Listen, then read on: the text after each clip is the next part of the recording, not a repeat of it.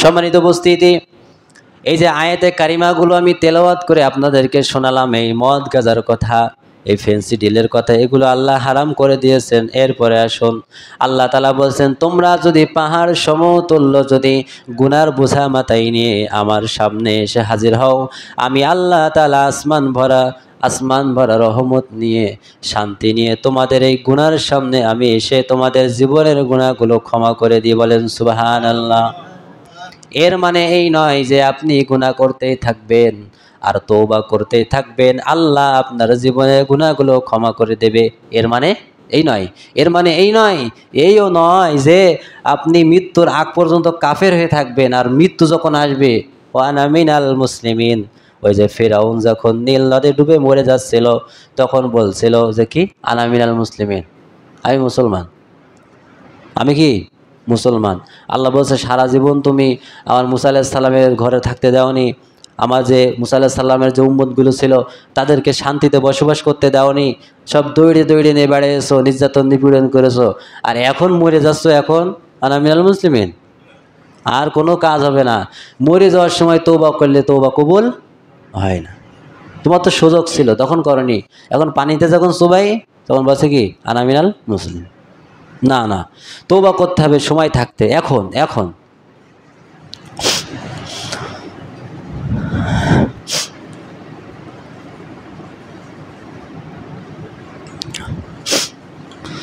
আল্লাহ রাব্বুল আলামিন পবিত্র কুরআনুল কারীমের ভিতরে বলেছেন, যারা তওবা করে তারা অনেক, আল্লাহ তাআলা তাদেরকে অনেক ভালোবাসেন। আল্লাহ রাব্বুল আলামিন বলেছেন, ইন্নাল্লাহা ইউহিব্বুত তাওয়াবিনা ওয়া ইউহিব্বুল মুতাতাহহিরিন।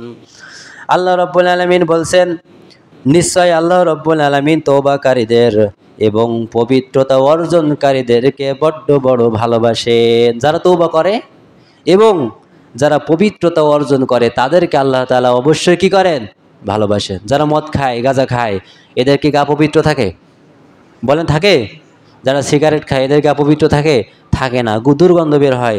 এজন্য আল্লাহ তাআলা বলছেন, যারা তওবা করে এবং পবিত্রতা অর্জন করে তাদেরকে আল্লাহ তাআলা বড্ড ভালোবাসেন। বলেন সুবহানাল্লাহ। আল্লাহর ভালোবাসা আমাদের দরকার নেই নাকি? অবশ্যই আছে। আল্লাহর ভালোবাসা যদি না থাকে তাহলে তো আমি বাঁচতে পারবো না। তারপরে আল্লাহ রাব্বুল আলামিন আরেকটি আয়াতের ভিতরে বলে দিয়েছেন, যে বান্দারা আল্লাহর কাছে তওবা করবে তাদের ভাগ্যের দরজাটা আল্লাহ খুলিয়ে দিবেন। আল্লাহ তাআলা অন্য আয়াতে বলছেন, কুল ইয়া ইবাদিয়াল্লাযীনা আসরাফু আলা আনফুসিহিম লা তাকনাতু মির রাহমাতিল্লাহ। আল্লাহ রাব্বুল আলামিন নবীকে বলছেন, নবী আপনি বলুন, হে আমার বান্দাগণ, যারা তোমরা নিজেদের উপরে জুলুম করেছো, যারা অন্যায়ভাবে নিজেদের উপরে জুলুম করে গুনার বোঝা নিয়ে বেড়াচ্ছ, তাদেরকে আমি বলি, তোমরা যত গুনাহ করো না কেন আমি আল্লাহর রহমত থেকে নিরাশ হবা না।